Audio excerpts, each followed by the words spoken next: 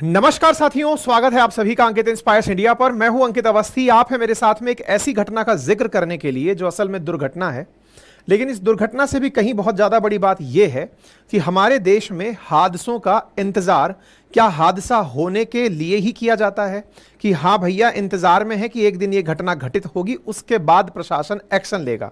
यह सब बातें मैं क्यों कर रहा हूं? आज के सेशन में जिक्र है एक ऐसी दुर्घटना का जो दिल्ली के ओल्ड राजेंद्र नगर में, जो कि चर्चित है यूपीएससी की कोचिंग के लिए, वहां पर एक कोचिंग संस्थान के अंदर अंडरग्राउंड में बनी लाइब्रेरी में पानी भरने से, जो कि बारिश का पानी है, उसके भरने से 3 लोगों की मौत होने की सूचना सुर्खियों में तैर रही है। ऐसी स्थिति में हमारे द्वारा तमाम वो सेशंस जो आप लोगों को आज से पहले करके बताए गए, मैंने आपको कुछ ही दिन पहले, आज से 3 हफ्ते पहले एक सेशन करके बताया था कि देश में इस समय विकास का यह हालात है कि जब बारिश हो जा रही है शहर डूब जा रहे हैं। दिल्ली के अंदर हालात ऐसी हो चुकी हैं बारिश के चलते, ये हमने 3 हफ्ते पहले भी जब बारिश हुई थी तब कवर किया था। हमने उस समय भी आपका ध्यान दिलाया था कि बारिश होते ही गाड़ियां तैरने लग रही हैं, अंडर पासेस के अंदर पानी भर जा रहा है, रेल रास्ते जाम हो जा रहे हैं। आफ्टर ऑल हमारी देश की राजधानी और हमारा पूरा देश किस विकास की तरफ अग्रसित हो रहा है? क्या हमें असल मायने में यह नहीं पता कि बारिश होने के बाद जल प्रबंधन कैसे होता है, सूखा पड़ने के बाद में पानी की व्यवस्थाएं कैसे होती हैं? क्या हम लोग वाकई में इतने अनभिज्ञ हैं कि हम जब परेशानी सामने आ जाती है उसके बाद एक्शन लेते हैं? सर्दियां आएंगी, दिल्ली के अंदर फिर से वही स्थिति बनेगी, लोग देख नहीं पाएंगे, फिर से वही बातें होंगी कि पंजाब हरियाणा पराली जला रहा है, हम लोग देख नहीं पा रहे हैं। ये रेगुलर रूटीन है, लेकिन उसके बावजूद भी घटनाएं होने के बाद हम प्रतिक्रिया देने आते हैं। हमारे देश की सुर्खियों में मैंने 3 हफ्ते पहले भी आपके सामने यह जानकारी दी थी कि स्थितियां इतनी घातक हैं, लेकिन तब यह केवल एक न्यूज थी कि पानी सड़कों पर भर गया है। लेकिन आज यह दुर्घटना बन चुकी है, एक ऐसी ही सिचुएशन जिसमें पानी भरने की घटना सड़कों से निकल करके किसी बेसमेंट में चली गई। उसी घटना के चलते हुए जिन्हें तस्वीरों में आप देख रहे हैं, इन्होंने अपनी जान गंवा दी है। ये लोग इनके मित्र हैं, इनके शुभचिंतक हैं, और ये वो भविष्य के सिविल सर्वेंट हैं जो अपने अधिकारों को जानते हुए सरकारों से सवाल कर रहे हैं कि सर, आफ्टर ऑल कब तक हम लोग बुनियादी सुविधाओं के लिए इस तरह से खड़े रहेंगे? ये वो लोग हैं जो तैयारी करने के लिए उतरे थे, लेकिन आज तैयारी के स्थान पर इन्होंने प्रोटेस्ट का रास्ता अपनाया है ताकि लोकतंत्र में अगर भीड़ की आवाज सुनी जाती हो तो इनकी आवाज भी सुनी जाए, क्योंकि अल्टीमेटली इन्होंने प्रशासन की लापरवाही के चलते, जिम्मेदारी किसकी है ये तय होती रहेंगी जांच के अंदर, लेकिन प्रथम दृश्यता जब जगह से कुछ लोगों की, मतलब जब कहीं किसी की जान चली गई है, तो अल्टीमेटली बड़ा सवाल है कि इसकी जिम्मेदारी कौन लेगा। क्योंकि अल्टीमेटली ये सारी वो घटनाएं हैं जिनका अंदेशा आप और हम होने से पहले कईयों बार लगाते हैं, लेकिन उसके बावजूद भी जब ये हो जाती हैं उसके बाद हम कहने लगते हैं कि यह दुखद हुआ। साथियों, बड़ी आवश्यकता है इस विषय पर बहुत गंभीरता से विचारने की, सभी जिम्मेदारों को और आपको और हमको। मैंने कई बार आपके सामने ये सारे सेशंस किए हैं, लेकिन आज इसे दुखद अंदाज में करना पड़ रहा है, क्योंकि हमारे ही बीच में से कुछ छात्रों ने आज यहां से, यानी कि धरती से गमन कर लिया है, क्योंकि अल्टीमेटली उन्हें प्राकृतिक आपदा ने अपना शिकार बना लिया है। लेकिन उस प्राकृतिक आपदा का शिकार बने हुए हमारे ये कुछ जानने वाले, हमारे ही बीच के कुछ छात्र अगर ऐसी लापरवाही का विटनेस बने हो कि वो अंडरग्राउंड में पानी भर गया, और वो बच्चों की गलती क्या थी? वो पढ़ रहे थे। किस चीज के लिए पढ़ रहे थे? यूपीएससी के लिए पढ़ रहे थे। कहां पढ़ रहे थे? एक कोचिंग संस्थान के अंडरग्राउंड में पढ़ रहे थे। अंडरग्राउंड में क्यों पढ़ रहे थे साहब? क्योंकि वहां लाइब्रेरी बनी हुई थी। कहते हैं ना कि यूपीएससी एक टफ ड्रीम है, उसको पाने के लिए बहुत मेहनत करनी पड़ती है। ये मेहनत ही कर रहे थे, और संभवतः मेहनत करके ये भी जिम्मेदार अधिकारी बनने की तैयारी कर रहे थे। लेकिन किसी एक अधिकारी की लापरवाही ने इन जिम्मेदारों को, एक अधिकारी की लापरवाही ने इन भविष्य के होनहारों को इस तरह की घटना के लिए विवश कर दिया होगा। क्योंकि हाल ही में सुर्खियां हैं, मंत्री कह रही हैं कि हम इसकी जांच के आदेश दे रहे हैं। किसके खिलाफ? कौन है जिम्मेदार? जब पता है कि जिम्मेदारी किसकी, अभी एक एक चीज निकलकर सामने आने वाली है, मैं एक एक चीज बताऊंगा। ये यहां से डीसीपी हैं, उन्होंने अपनी तरफ से जानकारी दी मीडिया को कि क्या घटना घटी, कैसे हुई। मैं आपको सारी जानकारी अब डिटेल में देता हूं। आप यहां पर कुछ तस्वीरें देखें। ये वाली जगह जो आपको दिख रही है, यहां पर कुछ लोग आपको जो ये कपड़े में दिख रहे हैं, ये एनडीआरएफ के लोग हैं, नेशनल डिजास्टर रेस्पॉन्स फोर्स के लोग हैं। ये लोग कर क्या रहे हैं? या बेसमेंट में पानी भरा हुआ है, वहां से एक बच्चा जो कि डूब चुका है उसे बाहर निकाल रहे हैं। ये डूबा हुआ बच्चा जिसने पिछली रात अपनी जान गंवा दी, क्योंकि ये उस बेसमेंट में था जहां बारिश आते ही मात्र 3 मिनट में 12 फीट तक पानी भर गया। 12 फीट तक बेसमेंट में पानी भरा, बैठा हुआ बच्चा ये समझ नहीं पाया करना क्या है। वो पहले केवल टेबल कुर्सी पर खड़ा हुआ, उसके बाद जब पानी इतना तेजी से आया कि उसकी हाइट से पार निकल गया तो वो क्या करता। जिस बेसमेंट में वो बैठा था उस बेसमेंट के बाहर बायोमेट्रिक गेट लगा था, यानी कि अंगूठे से गेट खुलेगा। इलेक्ट्रिक शॉक की वजह से वो गेट बंद हो गया। गेट बंद हो गया ऐसा मीडिया में रिपोर्ट किया गया। इस वजह से वो लोग फंसे की फंसे रह गए और वो पूरा पानी ऊपर तक चला गया। कोई लाइट नहीं, कोई निकलने का रास्ता नहीं। बेसमेंट जो कि जमीन के गहराई में खोदकर बनाया हुआ था, जहां ये बच्चे पढ़ रहे थे, उन्हें दुर्घटना का शिकार होना पड़ा। साथियों, इस जगह के बारे में थोड़ा और डिटेल से बात करते हैं। ये जगह है दिल्ली के अंदर एक कोचिंग संस्थान है जिसका नाम राउज बताया गया है, उसके बेसमेंट की। साथियों, आपको दिल्ली के बारे में, अगर आप दिल्ली नहीं गए हैं तो मैं आपको बहुत बड़ी सच्चाई बताता हूं। संभवतः बहुत सारी फिल्मों के माध्यम से आपने जानी हो, वेब सीरीज के माध्यम से जानी हो, या इन तस्वीरों के माध्यम से जान लो। हमने कईयों बार इन पर सेशन किए हैं। दिल्ली के अंदर मतलब ये पकड़कर चलिए कि हर 10 फीट पर कुछ ऐसे एरियाज हैं जहां कोचिंग दिख जाएगी। कुछ इस तरह के दृश्य जिसे देखकर आपको ऐसा लग रहा है कि केवल पोस्टर तंत्र चिपका हुआ है। ये वो जगह हैं दिल्ली में जहां पर यूपीएससी की तैयारी करा रही हैं कोचिंग संस्थान, एसएससी की तैयारी करा रही हैं कोचिंग संस्थान। दिल्ली के जिस क्षेत्र में यह हादसा हुआ है वो है ओल्ड राजेंद्र नगर, जहां पर यूपीएससी कोचिंग इंडस्ट्री बनी हुई है। लगभग 3000 करोड़ का टर्नओवर यूपीएससी कोचिंग इंडस्ट्री का है। यहां पर बड़े बड़े संस्थान अपने अपने स्तर पर देश भर से चल के आए हुए बच्चों को पढ़ाने के लिए बेहतरीन एजुकेशन देने का प्रयास कर रहे हैं, लेकिन उस प्रयास में आईएएस बनाने की मशीन लगा दिए हैं। उस मशीन के लिए जब एक छोटी सी जगह पर देश भर से आए हुए लोग पहुंचते हैं तो उनके रहने की, उनके पढ़ने की, उनके खाने पीने की व्यवस्थाएं क्या वाकई में जिम्मेदारों ने तय की थी, या कोचिंग संस्थान केवल कमरा लेकर बैठ गए कि आइए और यहां बैठ करके आप पढ़ाई करिए, अब आप रहते कहां हैं, खाते कहां हैं, करते क्या हैं, ये हमारी जिम्मेदारी नहीं है। वैसा ही संभवतया कुछ यहां हुआ होगा जब प्रशासन ने ये देखना भूल गया कि भाई जिस जगह पर सामान रखने की जगह बनाई हुई थी वहां पर लाइब्रेरी बनाकर बच्चों को पढ़ाया जा रहा था। साथियों, मैं ओल्ड राजेंद्र नगर रहा हूं। आप में से भी बहुत सारे ऐसे व्यूअर्स होंगे जो ओल्ड राजेंद्र नगर या तो रहे हैं या फिर संबंध होंगे। वहां पर अगर आप वाकई में रेजिडेंशियल एरियाज में भी जाकर देखेंगे तो ऐसा लगता है कि ये बिल्डिंग्स अगर गलती से पृथ्वी ने हल्का सा झटका ले लिया तो ये दोनों बिल्डिंग्स आपस में यूं मिल जाएंगी। मुखर्जी नगर एरिया में अगर जाएं, वहां तो शायद सूरज की रोशनी नीचे पहुंचने में अपने आप को अमेजन का जंगल पाएगी कि ये सूरज की रोशनी नीचे कैसे पहुंचेगी। इतना कंजेशन लोगों ने अतिक्रमण करके किया हुआ है, देखकर ऐसे लगता है जैसे हादसा होने का इंतजार किया जा रहा है। ओल्ड राजेंद्र नगर में बहुत से कोचिंग संस्थान या तो अपनी लाइब्रेरी अंडरग्राउंड में चला रहे हैं या कोचिंग संस्थान अंडरग्राउंड में चला रहे हैं। क्यों? क्योंकि देश भर का बच्चा वहीं पढ़ने आ रहा है, तो उन्हें उसी क्षेत्र में ओल्ड राजेंद्र नगर, करोल बाग और उसके बाद का पटेल नगर, यहां पर प्रमुखता से विशेष रूप से जो इंग्लिश मीडियम के विद्यार्थी हैं उनके लिए यहां कोचिंग संस्थान इकट्ठे हो रहे हैं। देश का क्रीम बच्चा निकलकर यहां पहुंच रहा है। कहा जाता है कि लगभग 1 मिलियन बच्चे जो हैं वो यूपीएससी की तैयारी करते हैं मात्र 1000 सीट के लिए, जिसका मतलब सक्सेस रेट आप 0.2% के आसपास निकालते हैं। इतने सारे बच्चे जब यहां पढ़ने आते हैं, भयंकर पैसे भी खर्च करते हैं, क्योंकि कोचिंग संस्थानों की फीस 1.5-2 लाख रुपए से शुरू होती है। ना केवल रहने का बल्कि कम से कम कमरे का किराया 20,000 रुपए से अधिक पे करते हैं। उस 20,000 रुपए तक के कमरे में 10 बाई 10 का कमरा, उसके बाद में कम से कम 4-5 हजार रुपए महीने लाइब्रेरी के पे करते हैं। इतना ज्यादा खर्चा करने के बाद इसकी इकोनॉमी को बूस्ट करते हैं। यह पैसा कहीं ना कहीं सरकार तक पहुंचता है। आज अगर देश में कोचिंग इंडस्ट्री 58,000 करोड़ की हो चुकी है, यह केवल सरकार की फेलियर को भी दर्शाती है, क्योंकि अल्टीमेटली आपने ऐसा कौन सा सिस्टम डिराइव कर दिया कि जो कन्वेंशनल एजुकेशन सिस्टम है, जो कॉलेजेस से स्कूल से होना चाहिए था, आज उसके लिए कोचिंग संस्थानों की जरूरत पड़ी। कोचिंग संस्थान पैरेलली खड़े हैं और इस लेवल पर खड़े हैं कि यूपीएससी कोचिंग संस्थान 3000 करोड़ से ऊपर का कारोबार कर रहे हैं। ऐसे में इतना कारोबार जब होता है तो उस पर टैक्सेशन बनता है, जीएसटी लगता है, इनकम टैक्स लगता है और वो सीधा सरकार के खाते में जाता है। म्यूनिसिपैलिटी टैक्स लगता है, उस टैक्स से सरकारें विकास कार्य कराती हैं। सवाल यही तो है कि इतनी मोटी फीस लेकर केवल कोचिंग वाला मालामाल नहीं हो रहा है।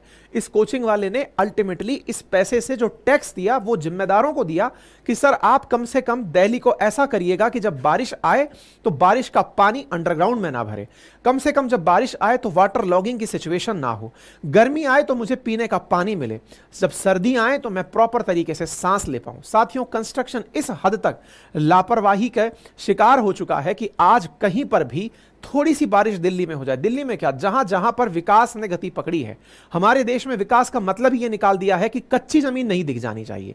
ऐसा ना हो कि साहब खुली जमीन दिख गई है, क्योंकि दिख गई तो फिर तो समझा जाएगा कि आप गांव से हो, क्योंकि मिट्टी देख लिए हो, तो हर जगह उसको चिन दो।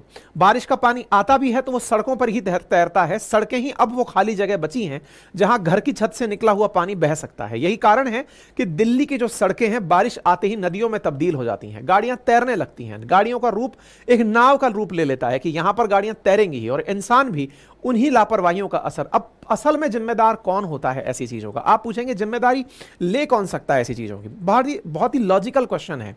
अल्टीमेटली किसी भी देश में जब भी कोई कंस्ट्रक्शन साथियों होता है तो उस कंस्ट्रक्शन के लिए उस क्षेत्र के अंदर एमसीडी, जैसे मुंबई कॉर्पोरेशन फॉर डेवलपमेंट जो बनाया हुआ है, अथॉरिटी जो बनी हुई है, उसका ये काम है कि वो नगर निगम के नाते उस क्षेत्र के अंदर जब भी कोई डेवलपमेंट हो रहा है उसका ख्याल रखे। किसी भी शहर के अंदर या तो वहाँ का जो नगर नियोजन के लिए जो काम करने वाली एजेंसीज हैं, या फिर लोकल बॉडीज जितनी भी हैं, चाहे नगर पालिका है, नगर निगम है, नगर न्यास है, जिस भी तरह की संस्थाएं उस क्षेत्र में कार्यरत हैं, उन संस्थाओं का प्रमुखता से काम होता है कि वो इस चीज को पहचाने और उनकी आवश्यकताओं की पूर्ति करें। आज दिल्ली के अंदर ये जो स्थिति पैदा हुई है, ये स्थिति किसी ना किसी अधिकारी की लापरवाही का नतीजा है, जिसके चलते ये विद्यार्थी, जिनमें से एक बालक बताया गया है कि ये उत्तर प्रदेश के अंबेडकर नगर से यहां पढ़ने आई थी, एक बच्चा बताया गया है कि जो दिल्ली के जेएनयू से पढ़ रहे थे, केरल के रहने वाले थे, और तीसरा जो नाम निकल के आया वो तेलंगाना से आए थे। सोचकर देखिए, देश के 3 अलग अलग जगहों से आए हुए बच्चे दिल्ली में तैयारी करने आए थे, क्योंकि यह बताया गया है कि दिल्ली में वो माहौल है जहां बैठ करके आप पढ़ाई कर सकते हैं। ऐसी स्थिति में अचानक पानी का आ जाना आफ्टर ऑल कैसे संभव है? कहा गया कि सड़क पर पानी बह रहा था, पता नहीं कौन सा ऐसा ब्लॉकेड हुआ कि वो पानी सड़क से सीधा बेसमेंट में भरना शुरू हो गया। साहब, सड़क पे पानी बह क्यों रहा है? आंसर है, जिस जगह पानी बहने की जगह बनाई गई है, जो ड्रेनेज सिस्टम बनाया गया है, जो सीवेज सिस्टम बनाया गया है, जिम्मेदारों ने संभवतया उसकी सफाई नहीं की, इस बात की प्लानिंग नहीं की कि मानसून आएगा तो इस कचरे के कारण पानी नाले में बहने की जगह सड़कों पर बहेगा। वो पानी जब सड़कों पर बहता है तो इस बहते हुए पानी ने अपने हिसाब से अपनी जगह तलाश ली, जहां इसे गड्ढा लगा। कह रहे थे कि जब ये घटना घटी तो सड़क से वो पानी निकलकर बेसमेंट में चला गया, बेसमेंट में चला गया और बेसमेंट से निकाला भी नहीं जा सका, क्योंकि सड़क पर तब तक पानी बह ही रहा था। तो पानी को गड्ढे से निकाल पर सड़क पर कैसे भेजें, क्योंकि पानी ने तो दिशा ही उल्टी पकड़ ली थी। ऐसी स्थिति में ये जो छात्र आपको दिख रहे हैं, ये आप ही के बीच में से कुछ लोग हैं जो यहां पर इस समय प्रोटेस्ट इस बात का कर रहे हैं कि अरे जिम्मेदारों, कम से कम इस बात को पहचान लो कि यह घटना दोबारा ना हो। कम से कम उस व्यक्ति को जिम्मेदारी ठहराओ ताकि उसके साथ जो रिएक्शन हो, जिसके साथ कार्रवाई हो, वो औरों के लिए मिसाल बने कि इसकी गलती थी, अगर ऐसी गलती भविष्य में हुई तो इसकी वजह से इतना सारा हर्जाना भुगतना पड़ेगा। इन्हीं में से कुछ छात्रों ने अपने मित्र खोए हैं। ये जो दुर्घटना हुई है, ये देश में अपने आप के लिए आत्म अवलोकन है। हम लोग कई बार बहुत सी घटनाओं पर आंख मूंद कर बैठे होते हैं। हमें लगता है कि दुर्घटना नहीं हुई तब तक तो ये केवल नॉर्म है, ये तो होता ही रहेगा, बारिश आएगी तो पानी सड़कों पर आएगा ही। जी नहीं, वास्तविकता है जिम्मेदारों ने उस पानी का जो निकास है वो तय नहीं किया। जिम्मेदारों ने जिस जगह से उस पानी को जाना चाहिए था वो तय नहीं किया, उस पानी की सही व्यवस्था नहीं की। अदरवाइज गर्मी के अंदर बैठ करके हमें प्यासा नहीं मरना पड़ता। जब हम एक तरफ दिखाते हैं कि दिल्ली में टैंकर के पीछे लोग भग रहे हैं, एक तरफ टैंकर के पीछे भागते हुए लोग दिखते हैं और दूसरी तरफ सड़कों पर बहता हुआ पानी दिखता है, इसका मतलब सीधा सीधा कुप्रबंधन है कि अगर ये वाटर का मैनेजमेंट हो गया होता, ये जो बारिश का पानी इतना बहा जिसने लोगों की जान तक ले ली, अगर इसको सही से रोककर संचित कर लिया होता, वर्षा जल प्रबंधन कर लिया होता, तो ना तो हमें गर्मी में प्यासा मरना पड़ता और ना ही बारिश में इस तरह की वाटर लॉगिंग सिचुएशन बनती। यही कारण है कि छात्रों ने प्रदर्शन किया, छात्रों ने जिम्मेदारों को तलाशना शुरू किया। तलाशते तलाशते पहुंचे एमसीडी के चेयरमैन के नाम तक, जिनका नाम है शैली ओबेरॉय, जो कि आम आदमी पार्टी से हैं, आम आदमी पार्टी के नेता हैं और वर्तमान में एमसीडी की मेयर हैं। लोग उनके खिलाफ प्रदर्शन करने लगे, सरकार के खिलाफ प्रदर्शन होने लगे। दिल्ली में आम आदमी पार्टी की सरकार है और यहां का जो नगर प्लानिंग है, ये जो एमसीडी है, ये पूरी तरह से गवर्न आम आदमी पार्टी से है। तो यहां पर प्रदर्शन होने लगे, फोर्स के द्वारा प्रदर्शनकारियों को हटाया गया, क्योंकि जिस रोड पर प्रदर्शन होने लगा वो पूसा रोड है और उसके साथ में बहुत सारा इधर से उधर का मतलब यातायात प्रभावित होने लगा। पुलिस ने उन लोगों को उठाया जो इस रास्ते पर प्रदर्शन कर रहे थे। तो यहां पर प्रदर्शनकारियों ने अपनी तरफ से अपनी बात रखने रखते हुए कहा कि पुलिस हमारे साथ जाति कर रही है, हम अपनी बात भी नहीं रख पा रहे हैं, जबकि वास्तविकता यह है कि यहां पर एक्शन उन लोगों पर होना चाहिए था जिनके कारण लोगों ने अपनी जान गंवाई है। कुछ ऐसे दृश्य निकलकर आए कि प्रदर्शनकारियों को पुलिस इस प्रकार से उठाकर लेके जा रही है। इस बात पर छात्रों में बड़ा रोष व्यक्त हुआ। पुलिस ने अपनी तरफ से कहा कि हम दिन और रात मतलब बिना रुकावट के अपने कार्य को कर रहे हैं और हमने माइल्ड फोर्स का यूज करते हुए उनको वहां से हटाया है, क्योंकि पूरी तरह से ट्रैफिक जाम हो रहा है प्रदर्शन के कारण। हम पूरी तरह प्रयास कर रहे हैं कि उन छात्रों की बातों को प्रशासन तक लेके पहुंचाएं, जो जिम्मेदार हैं उन तक पहुंचाएं, ऐसा यहां के डीसीपी के द्वारा न्यूज मीडिया से इन्फॉर्म किया गया। इसी के साथ फिर यहां पर राजनीति की एंट्री होती है। दिल्ली की बीजेपी पूछती है कि आम आदमी पार्टी क्या कर रही है। कांग्रेस पूछती है कि आफ्टर ऑल क्यों नहीं इस तरह की घटनाओं को पहले से ही रोका जाए, क्यों नहीं यह जांच की जाए कि बेसमेंट में कोई लाइब्रेरी चलनी चाहिए कि नहीं चलनी चाहिए। इसी प्रकार से जो लेफ्टिनेंट गवर्नर दिल्ली के लगे हुए हैं, जो कि उनका कहना है कि जब बच्चे इतना ज्यादा फीस पे कर रहे हैं तो क्यों नहीं सरकार क्योंकि आम आदमी पार्टी की है, साथ ही साथ में एमसीडी जो कि आम आदमी पार्टी द्वारा लीड की जा रही है, तो एमसीडी और इन दोनों के द्वारा ऐसे कोचिंग संस्थानों को लाइब्रेरी चलाने की इजाजत कैसे दी? जब ये पता है कि ये अवैध है तो अल्टीमेटली कौन था ऐसा आदमी जिसने आंख मूंद कर अपने आप को रखा? ऐसी स्थिति में पुलिस ने तत्परता से कार्रवाई करते हुए कि साहब जब बेसमेंट में कोचिंग चलाना अलाउ नहीं है, बेसमेंट में लाइब्रेरी चलाना अलाउ नहीं है, तो फिर इन्होंने कोचिंग संस्थान के मालिक को और कोऑर्डिनेटर को गिरफ्तार कर लिया है। हालात लेकिन अभी भी आपको पानी से अंदाजे बयां कर रहे हैं कि इतना पानी भरा हुआ है कि छत से मात्र 2-3 फीट की कमी रह गई है। इस अंदाजे को आप लगा सकते हैं कि यह बहुत बड़ा फेलियर है। म्युनिसिपल कॉर्पोरेशन ऑफ दिल्ली, जो कि दिल्ली के अंदर इन सारी नाली की, पानी की, साफ सफाई की, यातायात की, इस प्रकार की बेसिक सुविधाओं का प्रबंधन करता है, आज उससे बड़े सवाल उठ रहे हैं। हालांकि इस बात पर शैली ओबेरॉय जो मेयर हैं, उनका कहना है कि हम लोग इस बात की जांच कर रहे हैं, जो भी जिम्मेदार अधिकारी हैं उन पर कार्रवाई की जाएगी।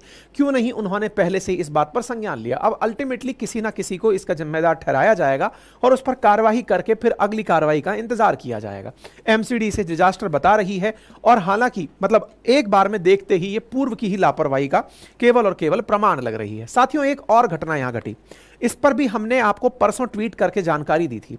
दिल्ली के जिस ओल्ड राजेंद्र नगर में यह दुर्घटना घटी है, इससे दो मतलब पकड़िए कि एक स्टेशन आगे ही, ये करोल बाग पे तो ओल्ड राजेंद्र नगर है, एक और स्टेशन क्रॉस करिए तो पटेल नगर स्टेशन आता है।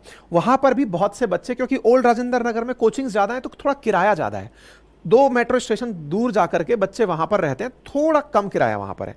वहां की एक घटना निकल कर आई और घटना यह थी कि कोई बच्चा था जो कि तैयारी करने के लिए दिल्ली आया हुआ था। आप सोचिए कि ये जो सड़क पर पानी भर रहा है, इस सड़क पर पानी भरने के कारण वो बच्चा जगह बचा करके साइड से निकल रहा है। आप देखकर अंदाजा लगाएं कि यहां से ये जो खुले तार हैं, इस गेट से वो टच हुए हैं। वो बच्चा बचने के लिए, पानी के लिए वहां से उस गेट को पकड़ा है। उस गेट में करंट था और वो भी यूपीएससी की तैयारी करने वाला बच्चा था, जो फिर से किसी की लापरवाही का शिकार बना। आप इस बात को एक बार के लिए इग्नोर कर सकते हैं, अरे ठीक है सर, इतने लोग रहते हैं, कुछ तो दुर्घटनाएं होंगी, 20 मिलियन लोग रहते हैं, घटनाएं हो सकती हैं। जी नहीं सर, आप सब इन सब की कीमत अदा करते हैं, आप सब टैक्सेशन पे करते हैं। आप नहीं भी कमा रहे हैं तो भी इनडायरेक्ट टैक्सेशन में हैं। आप अपने द्वारा 18 साल होने के बाद चुनाव देकर अपने लिए लोगों को चुनते हैं। अब जब इतने सारी घटनाएं आपके सामने होती हैं और जब हम रियल में चुनाव में होते हैं तो किन्हीं और ही मुद्दों के ऊपर वोटिंग कर रहे होते हैं। ये हमारे आत्मावलोकन का समय है कि हम अपने लिए ऐसी दुर्घटनाएं होते हुए देखना चाहते हैं। क्या हम अपने नौनिहालों को इस प्रकार से किसी की लापरवाही की बलि चढ़ते हुए देखना चाहते हैं, या अपना भविष्य बनाते समय हम उन सब मुद्दों पर ध्यान से ध्यान अंकित करें कि ये घटनाएं हैं, यदि इनका प्रबंधन नहीं, ये दिल्ली वालों के लिए भी सोचने का विषय है और पूरे देश में रहने वाले उन सभी लोगों के लिए सोचने का विषय है कि वो कैसे इस घटना को देखते हैं। ठीक है, छात्रों ने अपनी तरफ से इस पर प्रतिक्रिया दी। एक जानकारी और सोशल मीडिया पर वायरल हुई, जिसमें एक जानकारी थी कि एक बच्चे ने 26 जून को ही, इस घटना के 1 महीने पहले ही, इस पर्टिकुलर कोचिंग संस्थान के अंडरग्राउंड की शिकायत की थी कि सर इनको परमिशन कैसे दी हुई है, यहां पर ये लोग कैसे अंडरग्राउंड चला रहे हैं। उस बच्चे का भी इंटरव्यू वायरल हुआ कि मैंने तो महीने भर पहले ही सूचना दी थी कि सर यहां पर बच्चों को इस तरह से मत रखिए। ये भी चीज, मतलब जो छात्र यहां तैयारी करने गए हैं उन्हें कम से कम पढ़ते पढ़ते अपने अधिकारों की जानकारी तो होने लगी है, उन्हें अपने बारे में अच्छा बुरा समझ में आने लगा है। लेकिन वास्तविकता यह है कि जब हम अपने लोभ के लिए कि हमारा सस्ते में लाभ किस में है, हमारा सुविधा किस में है, हमारा कोचिंग में प्रवेश हो रहा है कि नहीं, इस कोचिंग में अच्छे टीचर्स है तो इसकी वजह से मेरा सिलेक्शन हो जाएगा, तो वो सब चीज़ें होती हैं। और आदमी जब खुद के स्वार्थ के हित में आगे बढ़ता है तो कुछ ऐसी दुर्घटनाओं का अंजाम लग ही जाता है। वो अधिकारी भी हो सकता है, वो कोचिंग संस्थान का प्रबंधक भी हो सकता है, मालिक भी हो सकता है, छात्र भी अपने आप को इसके लिए जिम्मेदार ठहरा सकते हैं, क्योंकि जब वो इतनी मोटी फीस किसी कोचिंग संस्थान को देते हैं, इतनी बड़ी बल्क में जाकर के जब किसी कोचिंग संस्थान में बैठते हैं, तो अपने लिए बुनियादी आवश्यकताओं की बात क्यों नहीं करते। जब वहां पर एक भविष्य के सिविल सर्वेंट बनने के लिए वो पहुंचे हैं, तो क्यों नहीं वो वहां जाकर के भी ये सवाल करते कि हम 150 लोग यहां रहेंगे, बताइए अगर पानी की दिक्कत हो गई तो क्या होगा, कल को लिफ्ट जाम हो गई तो क्या होगा, परसों यहां आग लग गई तो क्या होगा। मैं आग की घटना इसलिए बता रहा हूं साथियों, क्योंकि आग की घटना ऐसे ही एक बार दिल्ली में हुई थी। अगर आपको याद होगा तो दिल्ली के मुखर्जी नगर इलाके में ऐसे ही कोचिंग के अंदर आग लगी थी और कोचिंग से निकल निकल कर बच्चे भागे थे। जब आप फीस देते हैं तो आप प्रबंधकों से इस तरह के सवाल भी कर सकते हैं, लेकिन फिर वही बात है, जब तक मुझे दिक्कत नहीं तो मैं क्यों सवाल करूं। यही तो कारण है कि जब हम लापरवाही ढूंढने निकलते हैं तो कहते हैं कि हो सकता है सरकार की गलती हो सकता है कि अरविंद केजरीवाल जिन्होंने कहा था कि पेरिस बना देंगे उनकी गलती हो, लेकिन हम जब तक आत्मावलोकन नहीं करेंगे। कहा जाता है कि यत्र राजा तत्र प्रजा, लोकतंत्र में उल्टा है, यत्र प्रजा तत्र राजा। आप जैसे हैं, जब आप खुद के लिए खुद हकों की मांग नहीं कर सकते तो अल्टीमेटली फिर हम कोसते रहेंगे कि साहब एमसीडी की चेयरमैन की गलती हो सकती है, मंत्री की गलती हो सकती है, मुख्यमंत्री की हो सकती है, केंद्र सरकार की हो सकती है जिन्होंने एलजी को बिठा के रखा है, या फिर अधिकारियों की हो सकती है जो कि इनके एग्जीक्यूशन को लगाते हैं। अल्टीमेटली आपको समझना पड़ेगा। और बुनियाद की शुरुआत जो ये छात्र यहां प्रदर्शन कर रहे हैं, इन्हें एकत्रित होकर उन सभी कोचिंग संस्थानों से बैठकर बात करनी होगी कि सर एक घटना हो गई, अब और नहीं। अगर ऐसा है तो पहले बताइए कि हम इस बेसमेंट में क्यों बैठे। उन सभी बेसमेंट्स का बायकॉट होना चाहिए, उन सभी के साथ बैठ करके उसकी प्लानिंग होनी चाहिए कि बताइए इसका क्या बेस्ट है। और रही बात इस चीज़ की कि सर फिर कोई और यहाँ पर हमारी जगह आ जाएगा, तो यही तो लोकतंत्र है ना। आपका अगर इतना ही अपनी बातों में कन्विंसिंग पावर नहीं है कि आप अपनी बातें कहीं रख पाएं, तो फिर आपकी बात कोई कैसे सुनेगा। बहुत सारे विषय हैं जिन पर आप विचार करें, बाकी आप खुद इस विषय पर किस तरह से सोचते हैं अपनी राय जरूर रखें, क्योंकि हमारी चुप रहने की आदत या फिर हमारी अपनी खुद के प्रति जो गैर जिम्मेदाराना प्रवृत्ति है, वो ही आने वाले भविष्य की दुर्घटना के लिए निमंत्रण होती है। यह है छोटा सा न्यूज़। उम्मीद है कि आप इसके साथ ही उन सभी को अपने साथ सांत्वना देंगे जिन्होंने इस तैयारी में अपने प्राण गंवा दिए हैं। फिलहाल के लिए इतना ही। कोचिंग संस्थान की अपनी तरफ से माफ़ी आ गई है। बाकी जो सेशन में नए जुड़े साथी हैं, चैनल को सब्सक्राइब करें, साथियों के साथ साझा करें और अपनी राय कमेंट बॉक्स में ज़रूर रखें।